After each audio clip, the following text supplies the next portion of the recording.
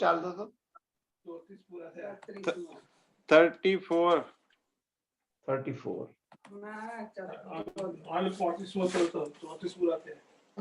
પૂરા થયા હતા. 35 પૂરા થયા હતા.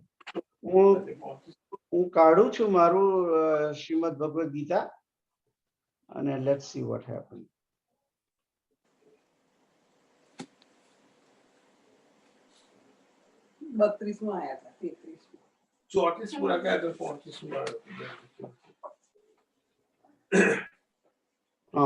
આઈ થિંક આ જે અસંશયમ ના 33મો ચાલતો હતો ને, 32 સુધી આપણે કર્યું હતું, રાઈટ? 35 પતી ગયા હતા યોગેશ કાકા. 35મો પતી ગયો હતો. યા મારામાં લખેલું છે 35મો. નિસંદેહ મન ચંચલ અને કઠિનતાથી વશમાં થવા વાળું છે, પરંતુ હે અર્જુન અભ્યાસ અને વૈરાગ્યથી એને ફરીથી જોઈએ. બરાબર છે, ધેટ્સ ઓલરાઈટ. પણ આપણે 33 થી ફરી જોઈએ તો યોયમ યોગસ્ત્વયા પ્રોક્ત અર્જુન ઉવાચ યોયમ યોગસ્ત્વયા પ્રોક્ત સામ્યેન મધુસૂદન એતસ્યાહમ ન પશ્યામિ ચંચલત્વાત સ્થિતિમ સ્થિરામ. તેમાં અર્જુને પ્રશ્ન પૂછ્યો હતો કે આ તમે કહો છો એવો યોગ, સમત્વ યોગ, સમભાવનો યોગ જે છે કે સર્વની અંદર પરમાત્માનું દર્શન કરવું અને એ પ્રમાણે આચરણમાં મૂકવું જીવનની અંદર, એ મને અશક્ય લાગે છે. આવો પ્રશ્ન કર્યો હતો. અને મન ચંચળ હોવાને કારણે હું આ સ્થિતિને કાયમ જોઈ શકતો નથી, નિત્ય સ્થિતિ જોઈ શકતો નથી, કારણ કે માણસનું મન ચંચળ છે. અને જે 34મો શ્લોક છે એમાં પાછો અર્જુન જ પોતાનું જ વાક્ય, પોતે જે પ્રશ્ન કર્યો છે એ પ્રશ્ન યોગ્ય છે એવું જણાવવા માટે જ 34મો શ્લોક એ ફરી બોલ્યો કે ચંચલમ હિ મનઃ કૃષ્ણ પ્રમાથી બલવદ દ્રઢમ તસ્યાહમ નિગ્રહમ મન્યે વાયોરીવ સુદુષ્કરમ.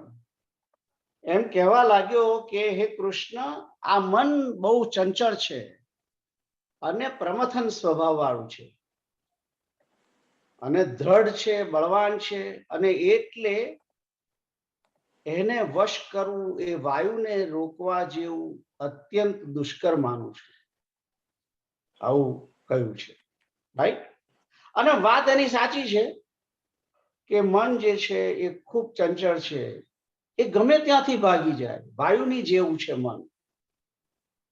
જેવી રીતે કોઈ પણ જગ્યા, કોઈ પણ ક્લોઝ જગ્યા હોય અને તમે આખો રૂમ બંધ કરી દીધો હોય, તેમ છતાં બહારનો ઠંડો પવન બારીની એક નાની તિરાડમાંથી પણ આવે છે અને અંદર આવી જાય છે ને, આપણું ઘર ઠંડુ કરી દે છે, રાઈટ?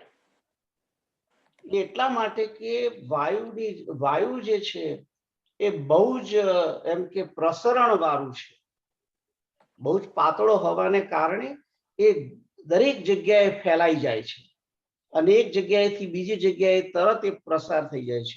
આ મન પણ વાયુના જેવું છે એમ કે છે. જેવી રીતે વાયુ એક જગ્યાએથી બીજી જગ્યાએ ઝડપથી જતો રહે છે, એવી જ રીતે આ મન પણ એવું છે. અને વાયુનું કેવું છે જુઓ, વાયુ એને ચલાવવો નથી પડતો. જેવો કોઈ ઠંડો એરિયા હોય એની અંદર ગરમ પવનો તરત ધસી જાય છે, ગરમી, અને ગરમ એરિયાની અંદર ઠંડી ધસી આવે છે. એમાં કોઈ પંખો મૂકવાનું, મોટર મૂકી નથી ભગવાને કોઈ જગ્યાએ કે તમારે એને એ પવન જેમ એક જગ્યાએથી બીજી જગ્યાએ જે ગતિ કરે છે, કશું નથી. એ ઉષ્ણતાની અસમાનતાને કારણે, ગરમીની અસમાનતાને કારણે પવન એક જગ્યાએથી બીજી જગ્યાએ જાય છે. એક્ઝેક્ટલી આ જ દ્રષ્ટિએ માણસનું મન એક જગ્યાએથી બીજી જગ્યાએ અહીં બેઠું છે, ગીતાનો શ્લોક વાંચી રહ્યું છે, તેમ છતાં એ મન બીજી જગ્યાએ જાય છે. એનું કારણ શું છે? ઇન્દ્રિયો. ઇન્દ્રિયો જે છે એને વિષયોમાં આસક્તિ છે, એને ભોગો ભોગવવા છે.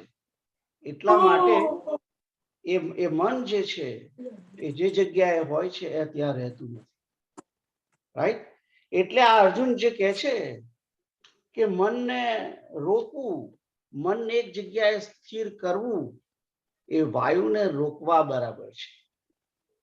અને તમે જોજો વાયુને, અને વાયુ જો તમે, અને જો માણસ વાયુને રોકી શકે, અત્યારે સાયન્સ કેટલું બધું દૂર આગળ વધી ગયું છે, અને માણસ વાયુને રોકી અને કેટલું બધું કામ કરાવે છે.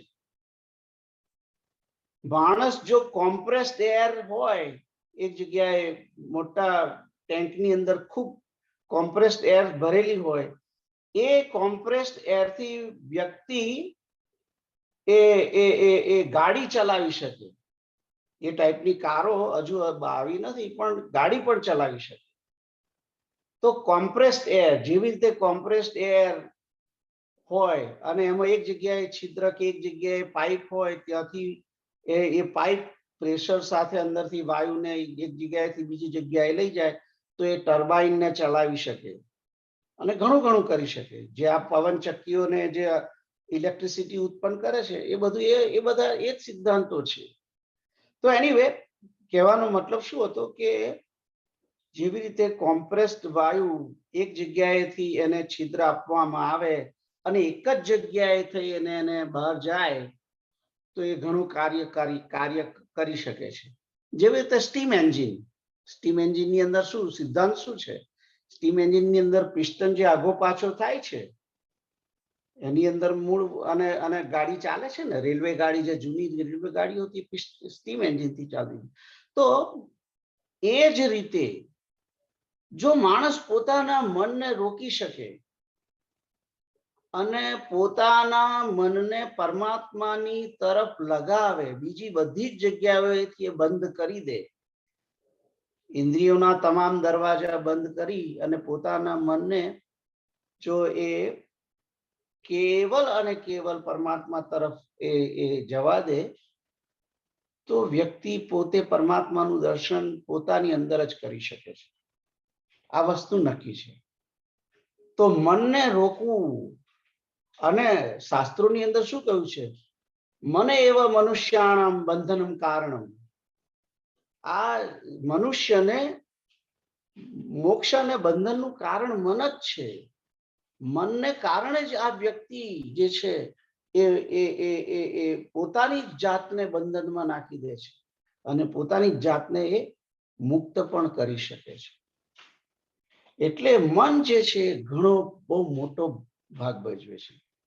કારણ કે જે ઇન્દ્રિયોની સાથે મન જોડાય છે, રાઈટ, એ ઇન્દ્રિયો એની સાથે જોડાવાને કારણે ઘણું કાર્ય કરી શકે. આ બધી વાતો આપણે ગઈ વખતે પહેલા કરેલી છે.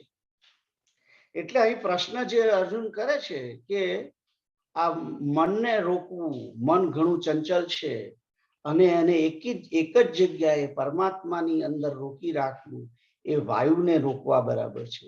એટલે કે it is like to compress the air. એરને કોમ્પ્રેસ કરી અને એક જગ્યાએ ટેન્કની અંદર તમે ભરી રાખો, એ જ રીતે આ મનને બધી બાજુથી, અને મનને બધી પાંચેય ઇન્દ્રિયો, 5 ઇન્દ્રિયો નહીં, 5 જ્ઞાનેન્દ્રિયો એકલી નહીં, 5 કર્મેન્દ્રિયો પણ. કારણ કે આ 10 ઇન્દ્રિયોના દરવાજા જે છે, એ 10 ઇન્દ્રિયોના દરવાજા બંધ કરી દે અને કેવલ પોતાનું મન પરમાત્માની અંદર જ્યારે વ્યક્તિ એને જોડે છે, ત્યારે ઘણું મોટું સરસ પરિણામ મેળવી શકે છે. તો આ અર્જુને પ્રશ્ન કર્યો કે વાયુને રોકવા જેવું છે, તો હવે એના માટેનો જવાબ ભગવાન શું આપે છે આગળ જોઈએ. 35મો શ્લોક બોલો, પણ કેતુ તમે બોલો, વાંચો. 35મો શ્લોક 35.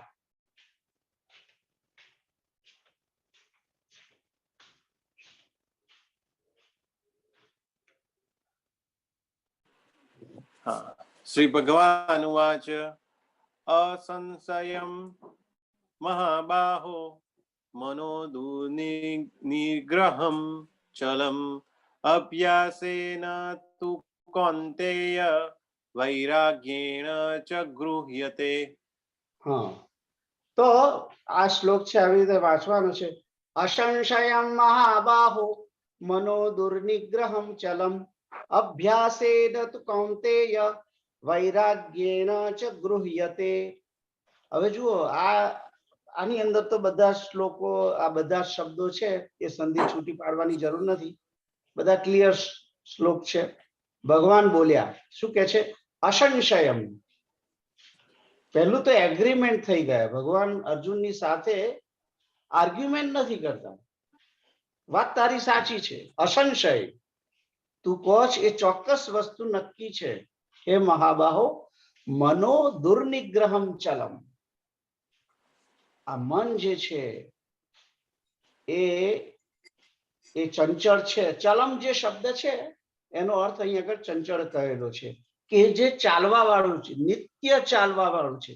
If you notice your self, કોઈ એક વખત બેસજો તમે એકલા અને તમે જોશો કે મન એ એક જગ્યાએ એ સ્થિર રહેતું જ નથી.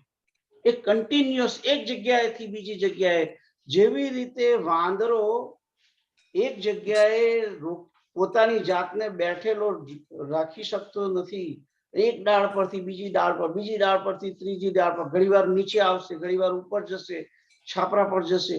એવી રીતે આ મન છે એ જુદા જુદા વિષયો તરફ દોડાદોડ કરી મૂકે છે. એક નાનો વિચાર આવે અને એ વિચાર તમને ક્યાંથી ક્યાં લઈ જાય એ તમે તમારી જાતે જ જોઈ શકશો. કોઈ વાર એકલા બેસો અને તમે તો એ કહે છે કે ચોક્કસ મન ચંચળ છે, મન એક જગ્યાએ સ્થિર રહે એવું નથી. અને શબ્દ જુઓ વાપર્યો છે દુર્નિગ્રહમ. નિગ્રહ, મનનો નિગ્રહ એટલે કે મનને સંયમિત કરવું, અને દુર્નિગ્રહ એટલે કે મન સંયમિત ના થાય તેવું છે, એમ કહેવા માંગે છે.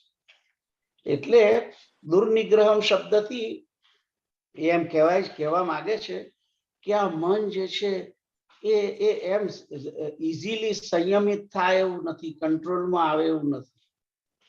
રાઈટ? અને કે છે કે પણ હવે એનો જવાબ આપે છે.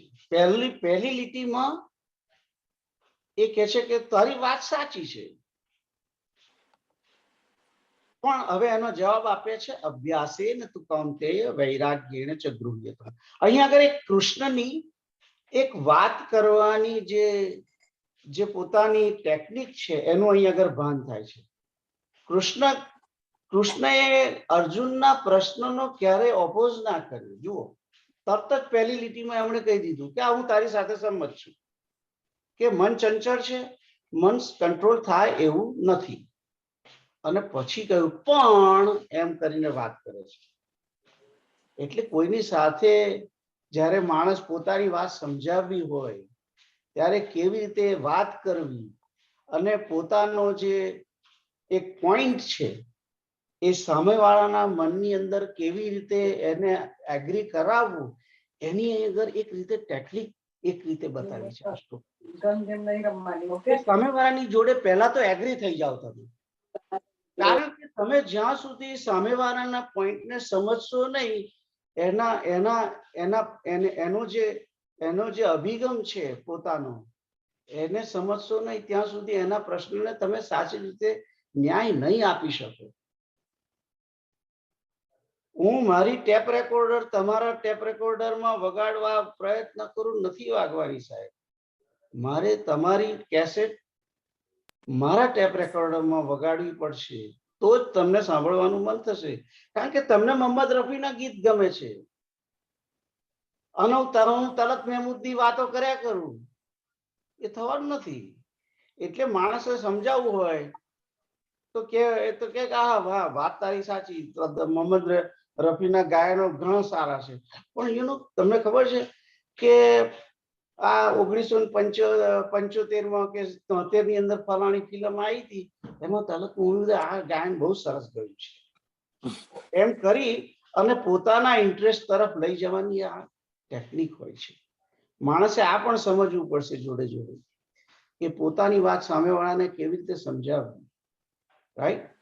તો અહીંયા આગળ ભગવાન અડધી લીટીમાં તો પોતે એગ્રી થઈ ગયા કે તારી વાત સાચી છે કે આ મન ચંચળ છે અને એકદમ એ વશમાં આવે તેવું નથી, પણ અભ્યાસેન તુ કૌંતેય વૈરાગ્યેણ ચ ગૃહ્યતે. અભ્યાસ વડે અને વૈરાગ્ય વડે એ વશમાં થઈ શકે તેમ છે. હવે પહેલો ટેકનિક આપી છે અભ્યાસ વડે, એટલે કે તું અભ્યાસ કર, પ્રયત્ન કર. એકની એક વસ્તુ એને માણસ ભલે પડી જાય પણ એને તું પ્રયત્ન કર. તું તારી જાતને એક ગીવ અપ નહીં કરી દે. You go again and again, again and again, again and again. અભ્યાસ કર. અને બીજો ટેકનિક બતાવી છે, કઈ છે? વૈરાગ્ય. મૂળ જે છે આ મનને કંટ્રોલ કરવાનું મૂળ સાધન તો વૈરાગ્ય જ છે. જેવું આ ઇન્દ્રિયોને વિષયો પ્રત્યે વૈરાગ્ય આવશે એટલે મન તરત કંટ્રોલમાં આવવાનું જ છે. પણ આ ઇન્દ્રિયોના ભોગોની અંદર આ મન જેવું વિચારે છે કે એની અંદર જ આનંદ છુપાયેલો છે, એની અંદર જ સુખ છે એવું જાણે છે, એટલા માટે જ એ વિષયોને છોડતો નથી. એટલે અભ્યાસ પણ કરવાનો છે. અને અભ્યાસ શાનો કરવાનો છે? મનને એક જગ્યાએ કેન્દ્રિત કરવા માટે. એટલે આગળ જે આપણે 6થા અધ્યાયની અંદર ધ્યાનની વાત આવી હતી તે વખતે શ્લોક આવ્યો તો આગળ કે નાસિકાગ્રના આગળના ભાગે તું જોઈ અને આંખો સહેજ અડધી ખુલ્લી રાખી અને એ રીતે તું ધ્યાન કર. એવા શ્લોકો આગળ આવેલા. પહેલા શરૂઆતની અંદર જે ધ્યાનના શ્લોકો હતા એની અંદર બધું કહ્યું હતું. તો એ એક જગ્યાએ, એટલે કે મનને પહેલું તો એક જગ્યાએ સ્થિર કરવા પ્રયત્ન કરવાનો અને જે જગ્યાએ જતું હોય ત્યાંથી પાછું લાવી અને ત્યાં ફરી પાછું મૂકવાનું છે. તો જો મારું મન ટીવી ની અંદર જતું હોય તો એ તરત એ ઇન્દ્રિયને બંધ કરવાની, એ કાન સાંભળવાનું, બાજુવાળા કોઈ બીજા રૂમની અંદર વાત ચાલતી હોય, કાન ત્યાં જતો હોય તો સાંભળવાની જે વૃત્તિ છે એને ઓછી કરવી પડે, વૈરાગ્ય લાવવો પડશે. એટલે વિષયોની પ્રત્યે વૈરાગ્ય, 5 ઇન્દ્રિયો એની અંદર વૈરાગ્ય લાવવાની જરૂર છે. અને એ વૈરાગ્ય માણસ જ્યાં સુધી પરમાત્માની ભજન કે સંકીર્તન અને એના વડે પણ એ પોતે વિષયોને વૈરાગ્યમાં લાવી શકે છે.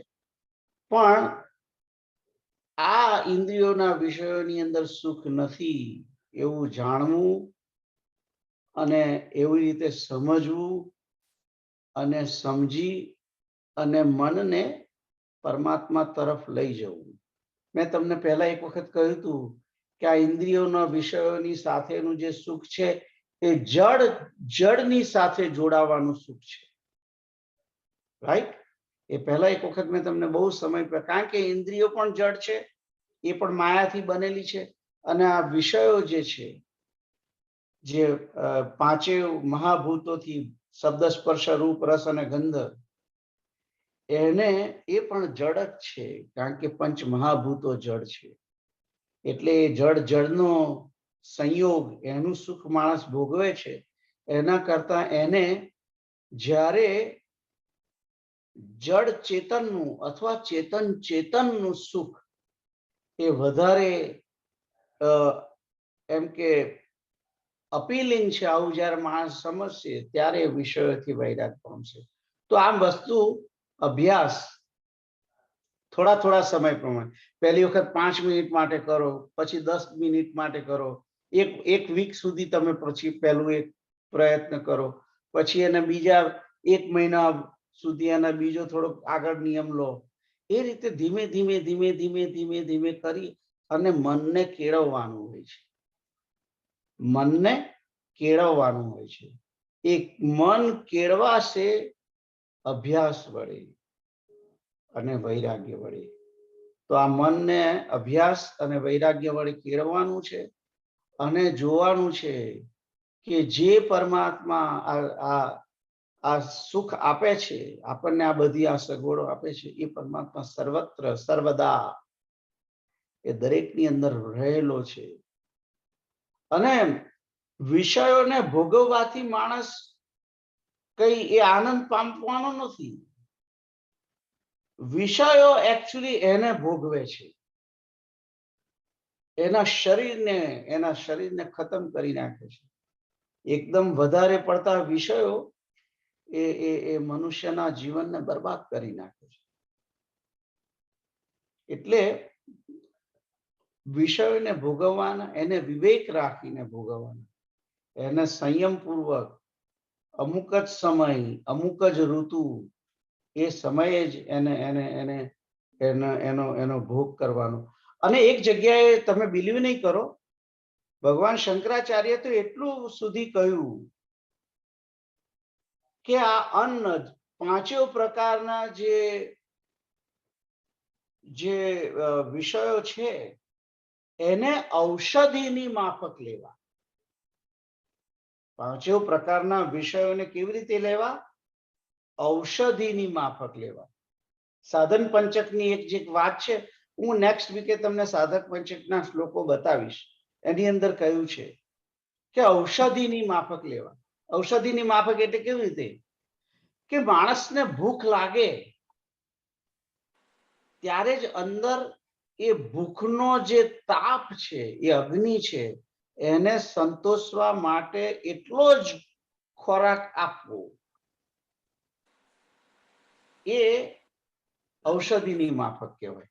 જ્યારે માણસ એ રીતે જ જમતો હોય કે ખાલી એક જઠરાગ્નિ અગ્નિ ઉત્પન્ન થયો છે અને એને એ અગ્નિને ખોરાક આપવાની જરૂર છે, એટલે એટલો પૂરતો જ એટલો જ આહાર જ્યારે વ્યક્તિ ગ્રહણ કરે છે ત્યારે એ અન્નને ઔષધિની માફક લે છે. એટલે જો આપણા શાસ્ત્રોની અંદર અન્નને પણ ઔષધિ કહેવામાં આવી છે. અને માણસ જ્યારે ઔષધિની માફક એ અન્નને લે છે ત્યારે એ શરીરની સારી રીતે સુખાકારી સમજી શકે છે. તો આ અહીં આગળ વાત ચાલતી હતી વૈરાગ્યનું. તો વિષયોને ભોગવવાના છે, નો ડાઉટ, કારણ કે એટલા માટે તો શરીર આપ્યું છે, પણ એને વિવેકની અંદર રહીને, એને નિયમની અંદર રાખીને, એ રીતે. તો આ વૈરાગ્ય જીવનની અંદર કેળવવા પડશે અને માણસ વૈરાગ્યને કેળવશે ત્યાર પછી જ એ મનને કંટ્રોલ કરી શકશે. તો આ 35મો જે શ્લોક છે એ અભ્યાસ વડે, એટલે થોડો માણસને સિગરેટ છોડવી હોય તો એને એ રોજની 15 પીતો હોય તો એને કેવું ભાઈ ચાલો આજે હવે પહેલા તું એમ કર કે આ વીક ખાલી 6 સિગરેટ પીવાનું ચાલુ કર અને 9 ના પીસ. 15 પીતો તેને બદલે હવે 6 પી. 6 માંથી એને 3 પર લાવવો પડે, 3 પરથી એને 1 પર લાવવો પડે, દિવસની 1. એમ કરી અને એને ધીમે ધીમે ધીમે ધીમે ધીમે ધીમે કરી અને એને સિગરેટ છોડાવવાની હોય છે. તો એ જ રીતે એ અભ્યાસ માણસ પોતાના મનને કંટ્રોલ કરે છે એ રીતે. કારણ કે સિગરેટ પીવાની જે તલપ લાગે છે એ તલપને એને ઓછી કરવી હોય તો એને ધીમે ધીમે ધીમે ધીમે ધીમે, એકદમ ના થાય. એટલે અભ્યાસ કરવાનો, અને અભ્યાસ અને વૈરાગ્ય વડે. વૈરાગ્યની અંદર માણસે ચિંતન કરવું પડે કે આ વિષયો જે છે એ મને નુકસાન કરતા છે, અતિશય ભોગવીશ તો એ બધું મારા શરીરને નુકસાન કરશે. આ રીતે આવી રીતે ધીમે ધીમે કરીને વિષયોને ધીમે ધીમે ઓછા કરવાના છે. જરૂર પૂરતા જ ઔષધિની માફક જ્યારે વ્યક્તિ વિષયોનું સેવન કરે છે ત્યારે એ આગળ વધી જાય છે. તો આ રીતે અભ્યાસ અને વૈરાગ્યની વાત કરી છે ભગવાને કે તું થઈ જાય એવું છે, તું અભ્યાસ અને વૈરાગ્યથી તું એ કરી શકશે. પછી આગળ કે છે એ 36મો શ્લોક શું કે છે? કોણ વાંચશે? પ્રીતલબેન તમે વાંચો. असंयतात्मान योगो दुष्प्राप इति मे मति वैश्यात्मना तु यतता शक्यो वाप्तुमुपायतः. હા, તો શ્લોક આ રીતે વાંચવાનો છે. असंयतात्मना योगो दुष्प्राप इति मे मतिः वश्यात्मना तु यतता शक्यो वाप्तुम उपायतः. તો સંધિ છૂટી પાડો તો આ શ્લોક આવી રીતે બોલાય. असंयत आत्मना योगो दुष्प्राप इति मे मतिः. અને પછી છે वश्य आत्मना तु यतता शक्यो अवाप्तुम उपायतः. એટલે ભગવાન કહે છે કે જેણે કે છે કે આ મન, જેનું મન અહીંયા આત્માના શબ્દ જે છે એનો અર્થ આત્મા તરીકે નથી લેવાનો, આત્મા તરીકે નથી લેવાનો. આત્માના શબ્દનો અર્થ અહીંયા આગળ મન ગણેલો છે. જનરલી આત્માના શબ્દ જે છે એ આત્મા તરીકે વપરાય છે, પણ અહીં આગળ આ શ્લોકની અંદર પર્ટિક્યુલરલી એ એમ કે છે કે અસંયત આત્મના, એટલે અસંયત આત્મના. આત્મના અહીં આગળ આત્મનાનો અર્થ મન લેવાનો છે, એટલે કે જેનું મન અસંયત છે, કે જેણે મનને સંયમમાં રાખેલું નથી, તેને આ યોગો એ કે છે કે દુષ્પ્રાપ, એટલે કે એને આવો યોગ જે છે સમત્વ યોગ, એ પ્રાપનો અર્થ પ્રાપ્ત, અને દુઃ એટલે કે કઠિન છે, પ્રાપ્ત કરવો કઠિન છે. એ બે વસ્તુ અહીં ભેગું કર્યું છે. દુષ્પ્રાપ એટલે કે પ્રાપ્ત થવો કઠિન, અને ઇતિ એટલે કે આવું છે એમ. મે મતિઃ, એવો મારો મત છે, મારી બુદ્ધિ એવું કે છે, એમ કે છે. असंयतात्मना योगो दुष्प्राप इति मे मतिः. એટલે કે મારી મતિ, મારી બુદ્ધિ તો એમ કે છે કે જેણે આ મનને સંયમિત નથી કર્યું, જેનું મન વશમાં નથી, અસંયત આત્માના એટલે કે જેનું મન વશમાં નથી, જેણે સંયમમાં કર્યું નથી તેવું મન, એ માણસ કે છે કે આ યોગને પ્રાપ્ત કરી શકતો નથી. એટલે આ સમત્વ યોગને જે ભગવાને કહ્યો, એ સમત્વ યોગને જો પ્રાપ્ત કરવો હશે તો વ્યક્તિએ પોતાનું મન એને કંટ્રોલમાં કરવું પડશે. મનને કંટ્રોલની અંદર કરવું પડશે, એમ કે છે. અને આગળ કે છે કે વશ્યાત્મના તુ યતતા શક્યો વાપ્તુમ ઉપાયતઃ. એટલે કે છે કે પણ જેણે કે છે કે મનને વશ કરેલું છે, એવો યતતા એટલે કે પ્રયત્ન કરવા વાળો, યત્ન કરવા વાળો, પુરુષાર્થ કરવા વાળો એવો જે છે, એટલે કે મનને સંયમિત કરવાની અંદર એ જે ઉપાય કરે છે, એના માટે એ જે વ્યક્તિ એના માટે પ્રયત્નશીલ છે, એવો માણસ જે છે એ શક્યો વાપ્તુમ ઉપાયતઃ, એ પોતાના ઉપાય દ્વારા, પોતાના પુરુષાર્થ દ્વારા એ આ યોગને પ્રાપ્ત કરી શકે છે.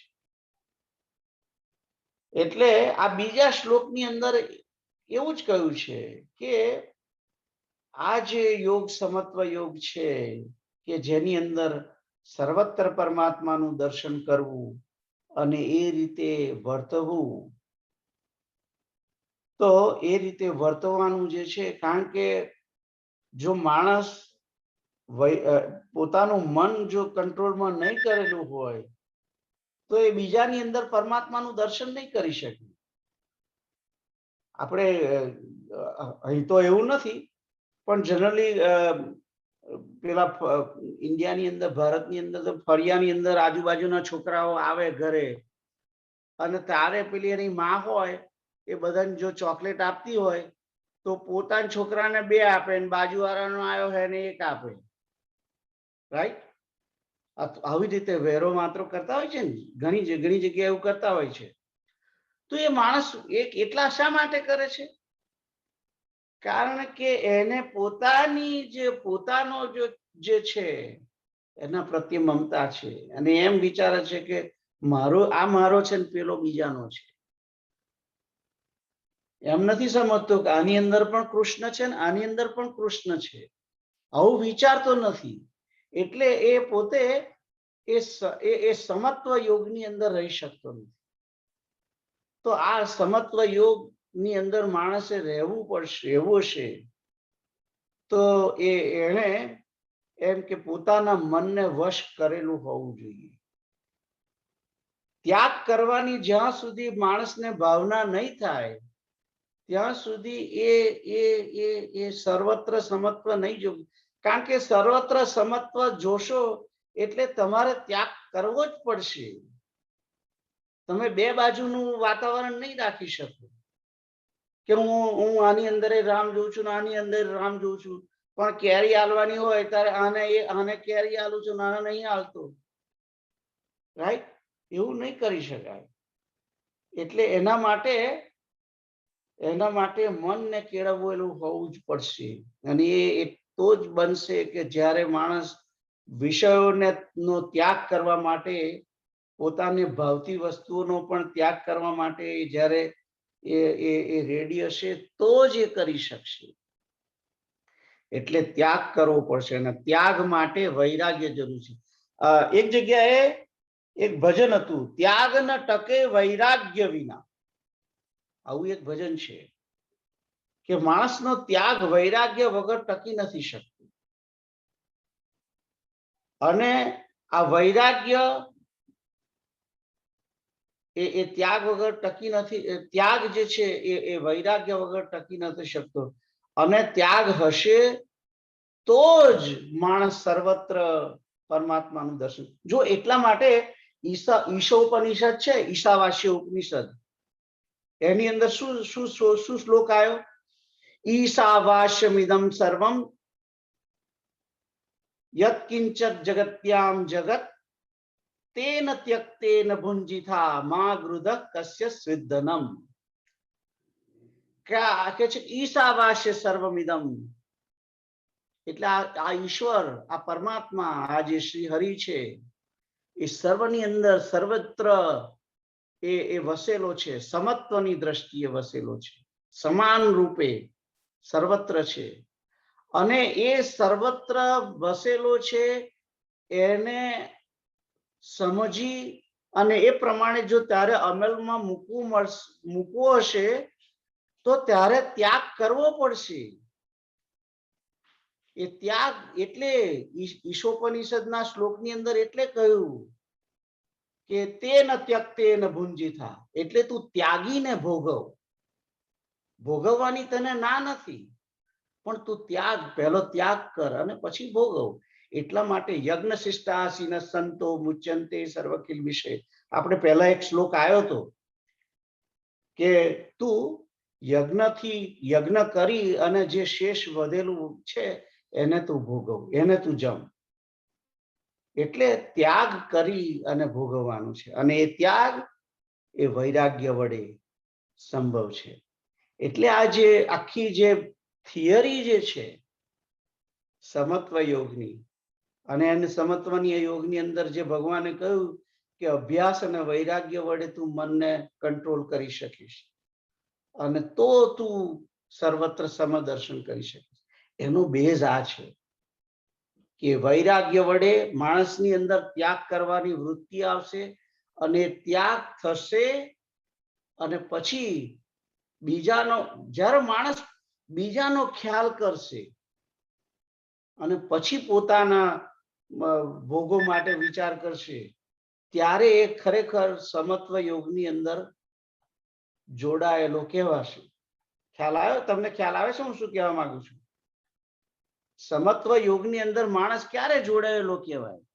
એને બીજાનો ખ્યાલ આવે કે હું આ જગતની અંદર હું એકલો નથી વિષયોને ભોગવવા માટે, બીજા ઘણા છે, એનો મારે વિચાર કરવો પડશે. અને એ જ્યારે વિચાર કરતો થશે ત્યારે જ એ સમત્વ યોગની અંદર જોડાયેલો કહેવાશે. અને એ માણસ વ્યક્તિ ક્યારે બીજાનો વિચાર કરશે? જો એની અંદર ત્યાગની ભાવના હશે તો. ત્યાગની ભાવના ક્યારે આવશે? જો એની અંદર વૈરાગ્ય હશે તો. આજે મારી પાસે એમ કે 5 ચોકલેટ હોય અને જો હવે 5 જણા આયા હોય તો મારામાં ત્યાગની ભાવના હશે તો જ હું આ 5 ચોકલેટ બીજાને આપી શકીશ, અથવા તો એટલીસ્ટ 4 આપી શકીશ, રાઈટ? પણ પોતાને એકલાને જ ખાવાની જે ઈચ્છા છે એ માણસ બીજાને આપી નહીં શકે. અને એકલો માણસ ક્યારે ખાશે? ખાવાની વૃત્તિ ક્યારે કરશે?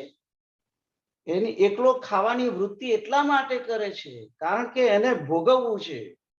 એને પોતાને આ ઇન્દ્રિયોના વિષયો પોતે એકલા જ ભોગવવા છે. એ વૃત્તિ જ્યાં હશે ત્યાં વૈરાગ્ય નથી. પણ જ્યારે માણસની અંદર વૈરાગ્ય હશે તો વૈરાગ્યના કારણે ચાલો મારે આ 4 ચોકલેટ 5 ચોકલેટ છે મારી જોડે, તો મારે ચાલો કઈ વાંધો નહીં, હું એક ઓછી ખાઈશ, મારે તો રોજ ખાવાની છે ને, જયરામ મારા માટે રોજ લાવે છે, એમ વિચારી અને પોતે વિષયનો ત્યાગ કરશે. સંયમ તો રાખ્યો એને અને વૈરાગ્ય રાખ્યો. વૈરાગ્ય રાખ્યો એટલે એની અંદર ત્યાગ કરવાની શક્તિ આવી. અને એ ત્યાગ કર્યો, એ ત્યાગ કોના માટે કર્યો? બીજાના માટે કર્યો. સમત્વની દ્રષ્ટિએ કર્યો. એ સમત્વની દ્રષ્ટિએ કર્યો એટલે એ વ્યક્તિ સમત્વ યોગની અંદર જોડાય છે. તો અહીંયા આગળ ભગવાન કહે છે કે જેને મનને વશ કરેલું છે, એવા વશ કરેલા મન વાળો પ્રયત્નશીલ જે પુરુષ છે એ પોતાના પુરુષાર્થ દ્વારા, પોતાના સાધન વડે એને પ્રાપ્ત કરી શકે છે. તો આજે આ 36મા શ્લોકની અંદર તમને એનીબડી હેઝ અ ક્વેશ્ચન આ 2 શ્લોકોની અંદર? આઈ હોપ કે તમને બધાને બરાબર ખ્યાલ આવ્યો શું કહેવા માંગુ છું. હા, ખ્યાલ આવ્યો છે. ખ્યાલ આવ્યો, રાઈટ? જે મન એટલે મન ને અભ્યાસ અને વૈરાગ્ય વડે સંયમિત કરવાનું છે. અને સંયમિત કરી અને એને સંયમિત કરી અને વિષય ભોગોનો ત્યાગ કરી અને બીજા માટે ત્યાગ કરવાનો છે. કોઈ બીજો જેની પાસે ના હોય એને આપી, ત્યાગ કરી અને બીજાની અંદર પણ પરમાત્મા છે, બીજાને પણ મને જે વસ્તુ જોઈએ છે એ વસ્તુ સામેવાળાને પણ જોઈએ, એવો વિચાર સામેવાળાનો કરે અને એ રીતે માણસ સમત્વ યોગની અંદર જોડાશે. તો આગળનો શ્લોક જોઈએ, 37મો શ્લોક પણ વાંચશે. ચાલો જાનકી વાંચો. 37. 37 નો. હા, 37મો શ્લોક. અર્જુન વાચ.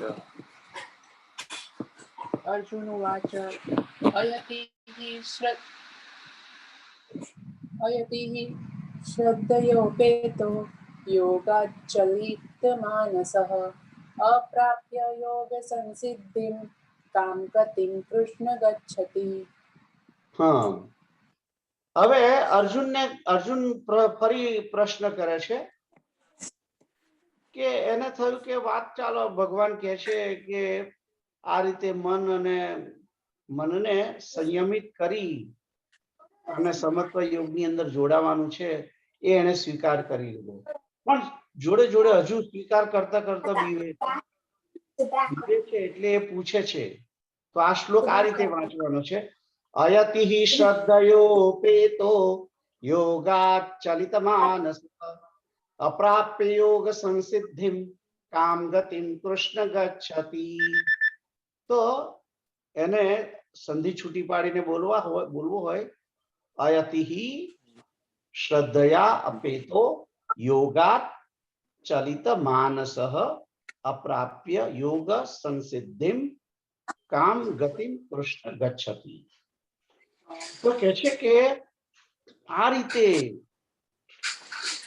જે યોગની અંદર શ્રદ્ધા કરવા વાળો જે છે, પણ એ સંયમી નથી. અયતિ એ જે સંયમી નથી, જેનું મન ચલિત થાય એવું છે, કે છે કે અને જો કદાચ એને આ યોગ સંસિદ્ધિ અપ્રાપ્ય એને જો ના મળ્યો, એ જો એનું મન અંતકાલમાં યોગથી વિચલિત થઈ ગયું જો, રાઈટ, તો એવો સાધક જે છે એ પરમાત્માને એને સંસિદ્ધિ ના મળી, એટલે એને સારી રીતે યોગની અંદર સિદ્ધિ ના મળી, એટલે કે પરમાત્માની સાથે જોડાયો નહીં, અથવા તો એને પરમાત્માનો જે અપરોક્ષાનુભૂતિ એ ના થઈ હોય, અને એવા આવું કરતા કરતા અડધેથી જ માણસ જો કે છે કે એ જો એનું મૃત્યુ થાય તો એ કેવી ગતિને પામે, કેવી ગતિને પામે, આવો પ્રશ્ન કર્યો છે. અને જોડે બીજો પણ એક પ્રશ્ન, બે પ્રશ્નો સાથે કર્યા છે. એને બીજો પ્રશ્ન પણ કર્યો છે. તો બીજો પ્રશ્ન કેતુલ તમે વાંચો.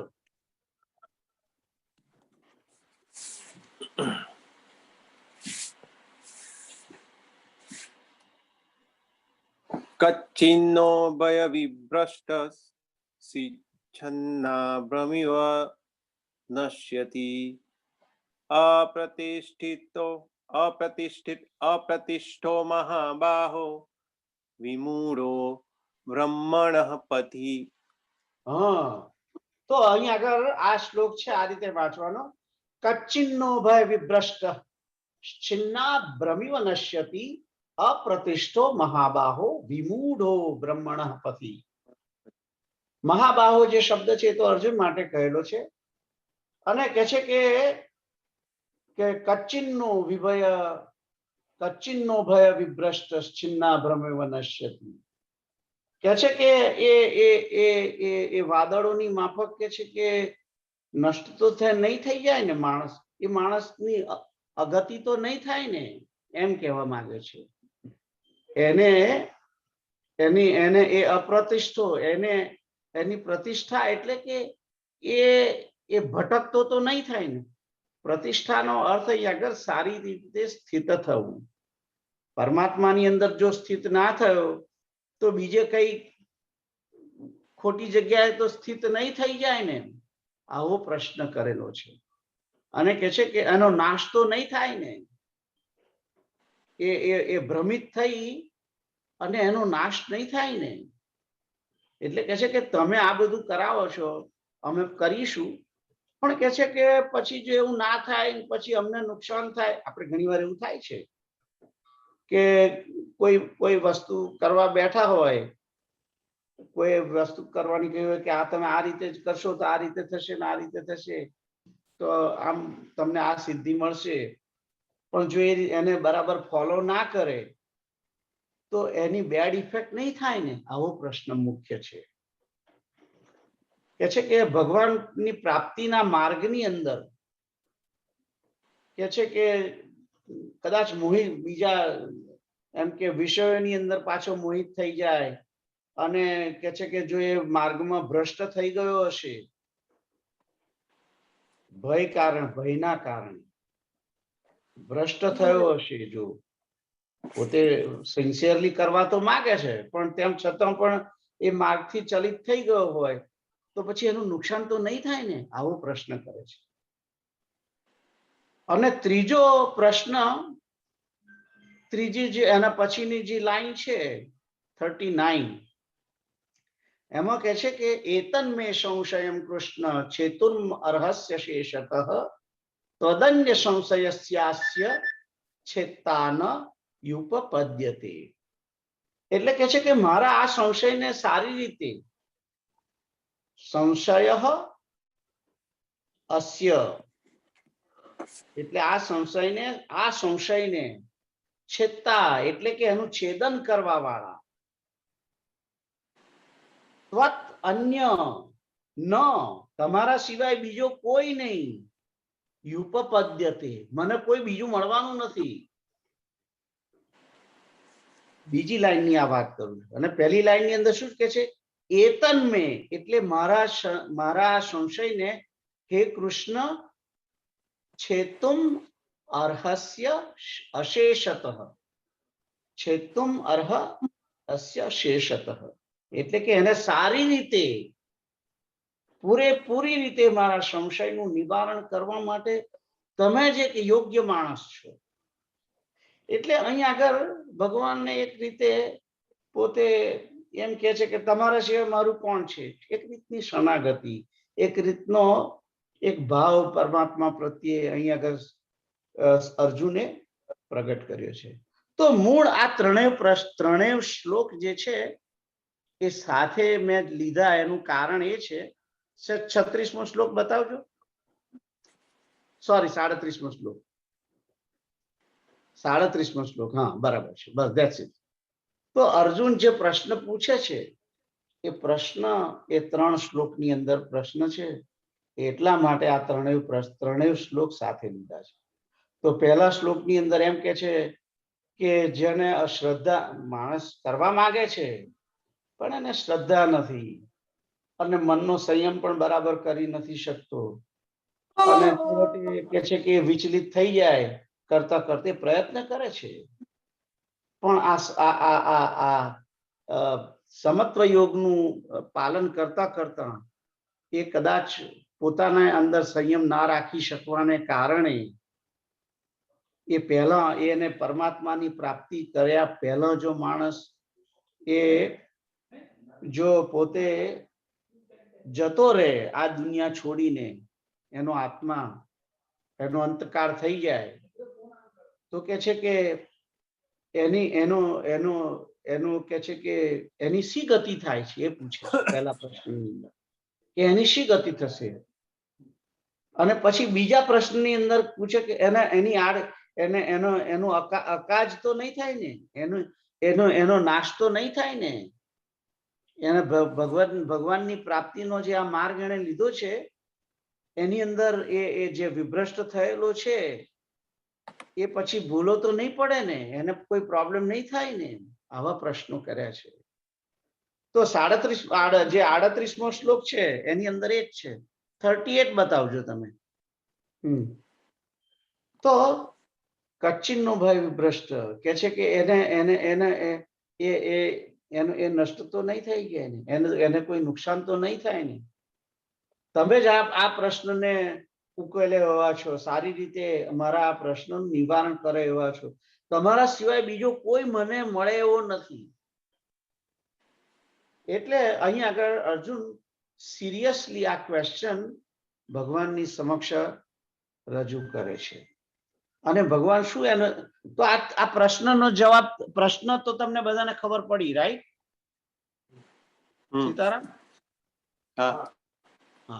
તો આ ત્રણેય શ્લોકની અંદર અર્જુન પ્રશ્ન પૂછે છે અને એના પ્રશ્નનો જવાબ શું આપે છે એ આગળ જોઈએ. 39 નંબરનો શ્લોક છે, તો 39 નંબરનો શ્લોક બતાવો.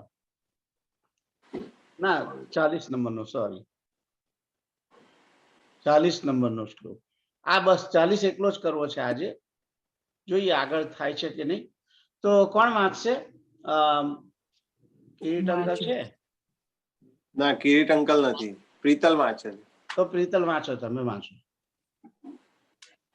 શ્રી ભગવાન ઉવાચ પાર્થ નૈવેહ નામુત્ર વિનાસ્તસ્ય વિદ્યતે. સોરી, પહેલે શ્રી ભગવાન ઉવાચ પાર્થ નૈવેહ નામુત્ર વિનાસ્તસ્ય વિદ્યતે નહિ કલ્યાણ કૃશ્ચિત દુર્ગતિમ तात ગચ્છતિ. તો આ શ્લોક વાંચવો હોય તો આ રીતે વાંચવાનો છે. શ્રી ભગવાન ઉવાચ પાર્થ નૈવેહ નામુત્ર વિનાશસ્તસ્ય વિદ્યતે નહિ કલ્યાણ કૃત કશ્ચિત દુર્ગતિમ तात ગચ્છતિ. તો ભગવાન શું કહે છે કે પાર્થ, હે પાર્થ,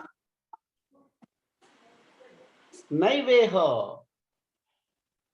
નૌ ઇહ ના અમુત્ર વિનાશઃ તસ્ય વિદ્યતે. એનો કે છે કે વિનાશ નથી થતો, એમ કહેવા માંગે છે. એમ તું જાણ. અને નહીં કલ્યાણ કૃત કશ્ચિત દુર્ગતિમ तात ગચ્છતિ. એનું કે છે કે અકલ્યાણ પણ નથી થતું અને એની દુર્ગતિ પણ નથી. ગચ્છતિ એટલે જવું, એને પ્રાપ્ત થવું, અને દુર્ગતિ એટલે કે એની દુર્ગતિ પણ થતી નથી.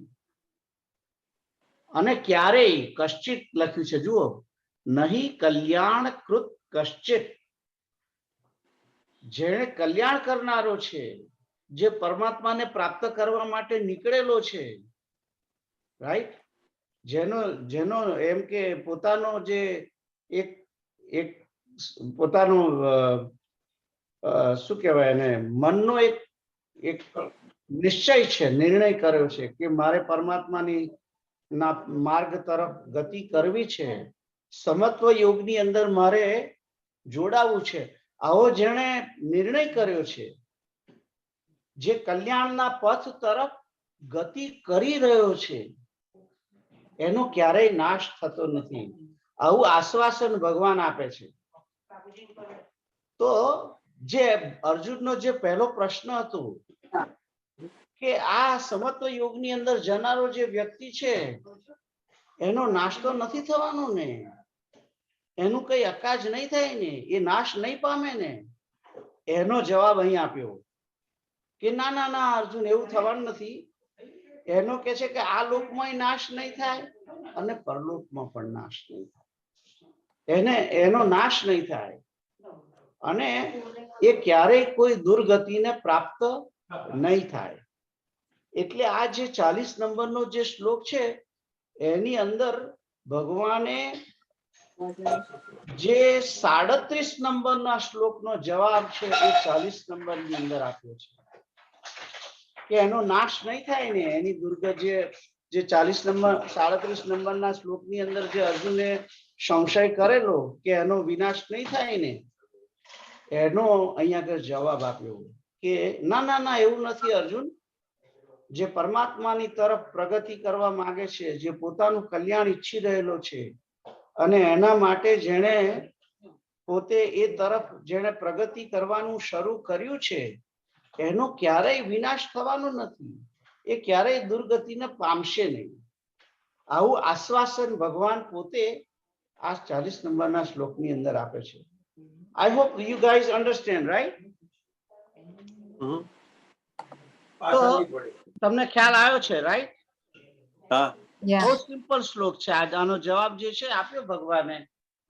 પ્રશ્ન પૂછ્યો કે આનાથી કોઈ નુકસાન નહીં થાય ને.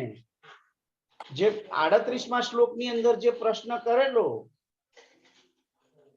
કે એને નુકસાન નહીં થાય ને, એની દુર્ગતિ તો એનું બીજું કઈ એને અપ્રતિષ્ઠા નહીં થાય ને, આવો જે પ્રશ્ન 38મા શ્લોક કરેલો, એનો જવાબ હવે 41 નંબરના શ્લોકની અંદર આપે છે. તો 41 નંબરના શ્લોકની અંદર શું જવાબ આપે છે? કોણ વાંચશે? કેતુલ, તમે વાંચો 41મો શ્લોક. હા, 41. પ્રાપ્ય પુણ્યકૃતામ લોકાન ઉષિત્વા શાશ્વતિઃ સમાહ શુચીનામ શ્રીમતામ ગેહે યોગ ભ્રષ્ટો વિજાયતે.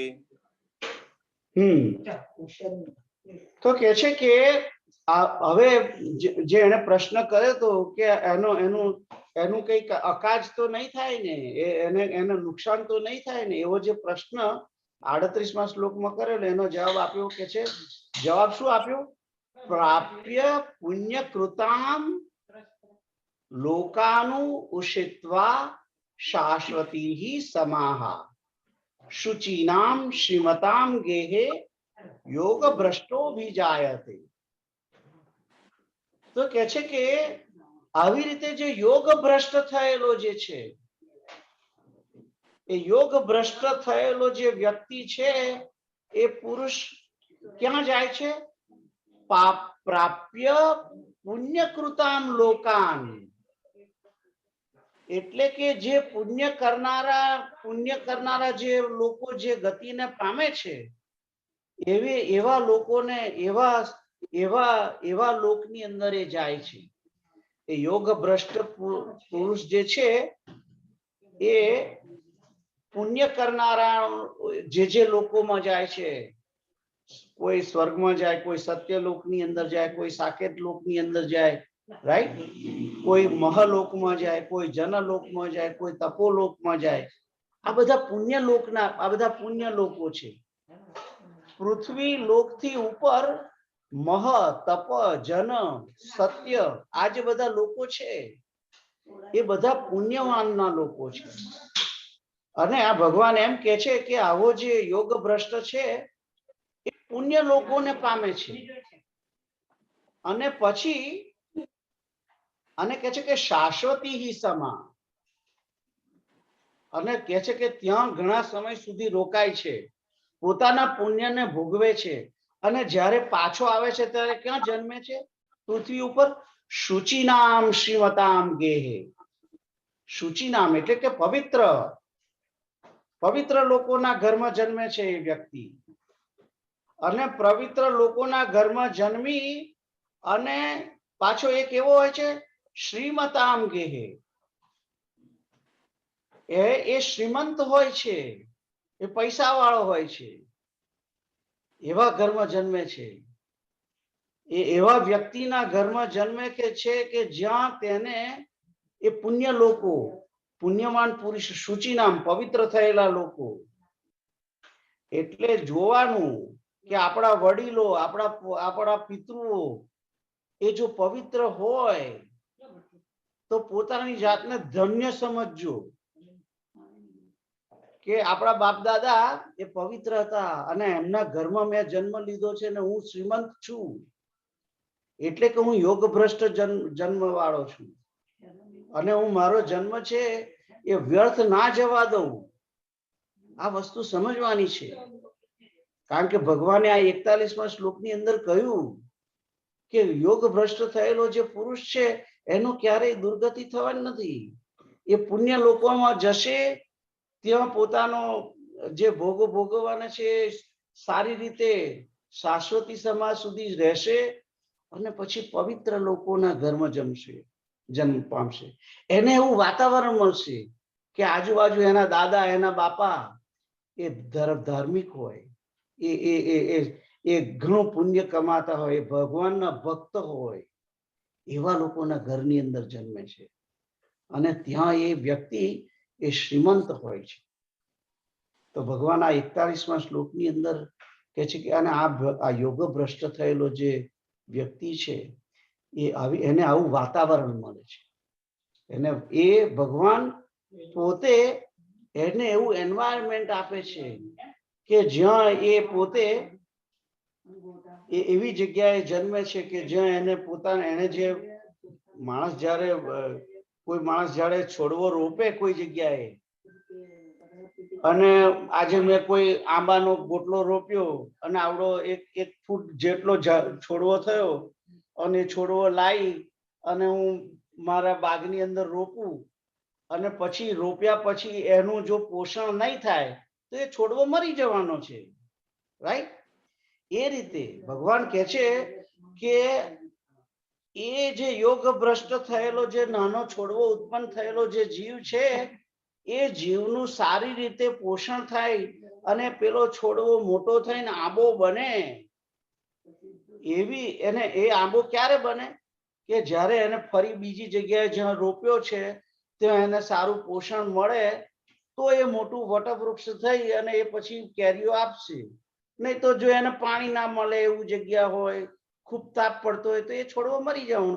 એવી રીતે આ યોગ ભ્રષ્ટ જીવ જે બીજી જગ્યાએ જન્મશે ત્યાં એને વ્યક્તિ એને પ્રોપર એન્વાયરમેન્ટ નહીં હોય અને એને એની આજુબાજુ ધાર્મિક પુરુષો ધાર્મિક વાતાવરણ નહીં હોય અને એ અશ્રીમંત હશે, એને પોતાના શરીરની સર્વાઈવલ માટે જો બહુ જ પ્રયત્નો કરવાના છે, તો એ વ્યક્તિ એ ધર્મનો પોતે જે આચરણ કરેલું છે એને આગળ નહીં વધારી શકે.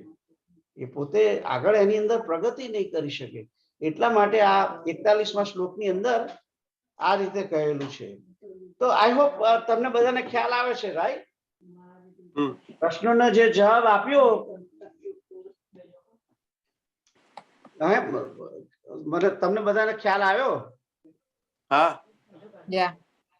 એટલે તમને જો કેતુલભાઈ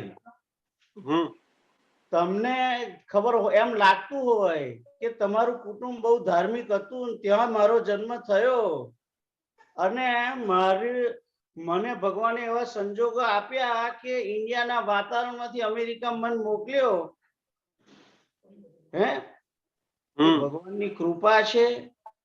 અને પોતાના આ જીવને યોગ ભ્રષ્ટ સમજી અને એમ સમજી અને ભગવાન તમારી પોતાની જાતને સમજો કે તમે તમારો જે આત્મા છે એ જેવો તેવો આત્મા નથી. ગયા જન્મની અંદર તમે ઘણું આ સમત્વ યોગની અંદર તમે ઘણી પ્રગતિ કરી છે, એટલે તમને આવી રીતે શ્રીમતામ ગેહે તમને જે આ એન્વાયરમેન્ટ શ્રીમંતનું મળ્યું છે એનું કારણ એ છે. અને જે રીતે તમને કેમ આવો વિચાર આવ્યો કે ચાલો આપણે ગીતાનું અમારે સમજવા છે શ્લોકો? that tells you guys are yoga ભ્રષ્ટ.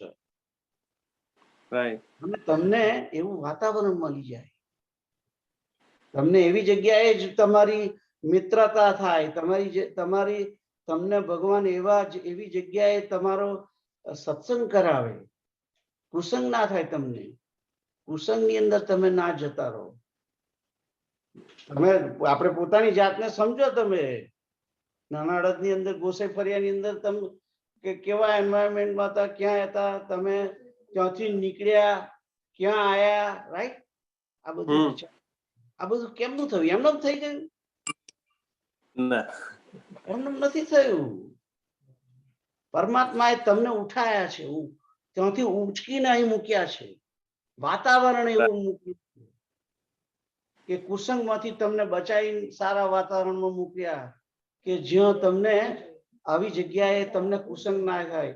પ્રામાણિક દેશ આપ્યો તમને, રાઈટ? બાકી ઇન્ડિયામાં હોત તો કેટલું અપ્રામાણિક જીવન જીવવું પડે ને, પોતાનો સંસાર એ કરવો હોય તો. એટલે આ બધું જે તમે બી આપ્યા ને, તમે બી મળ્યા, તમે પણ મળ્યા. ચોક્કસ મને પણ મળ્યા છે. I agree with you. અને આ ધન્યતાને અનુભવવાની છે અને પરમાત્માનો ઉપકાર માનવાનો છે કે આ રીતે આપણું જીવન ભગવાને આવી જગ્યા આવા કુસંગમાંથી કાઢ્યા આપણને, રાઈટ? બાકી તમે વિચાર કરો કે જે જગ્યાએ આપણો જન્મ થયો એ જગ્યાનું વાતાવરણ કેવું હતું? એ વાતાવરણમાંથી તમને બહાર કાઢી, એ જેમ પેલા ગોટલો કોઈ રોપ્યો હોય અને ત્યાંથી 1 ફૂટનો છોડવો ત્યાંથી ઉઠાવીને જેવી રીતે તમે તમારા ઘરના આંગણામાં લાઈન રોપો છો સારી જગ્યાએ અને તમને માવજત મળે છે, રાઈટ? આજુબાજુ તમે એને વાડ કરો, આ તે એની જે તમે જે જે એક માવજત કરો છો એ ભગવાને તમને હાથમાં ઉઠાયા છે અને ભગવાને ત્યાંથી ઉઠાવીને તમને આવા સારા વાતાવરણમાં મૂક્યા જેથી તમે આ પથની અંદર આગળ વધારે પ્રગતિ કરી શકો. તો આ વસ્તુ ધન્યતાને સમજવાની છે, આ ઉપકારને સમજવાનો છે અને પરમાત્માએ આવી સરસ જો આવી તક આપી છે એનો ઉપયોગ કરવાનો અને સમત્વ યોગની અંદર જોડાવાનો. તો આજનો જે આપણો જે મેન થીમ હતો આ 41મા શ્લોકે અહીં આગળ બંધ રાખીએ. સમય થઈ ગયો છે. તમારે કોઈને પ્રશ્ન છે? કોઈને પ્રશ્ન છે? ના, મારી બાજુથી નથી પ્રશ્ન. Very good. તો તમે પેલા આપણે અંતિમ પ્રાર્થના કરીએ, રાઈટ? ઓમ પૂર્ણમદ પૂર્ણમિદમ પૂર્ણાત પૂર્ણમુદચ્યતે પૂર્ણસ્ય પૂર્ણમાદાય પૂર્ણમેવાવશિષ્યતે. હરિ ઓમ સર્વે ભવન્તુ સુખિનઃ સર્વે સંતુ નિરામયાઃ સર્વે ભદ્રાણિ પશ્યन्तુ મા કશ્ચિત દુઃખમાપ્નુયાત. ઓમ તત્સત. ઓમ તત્સત.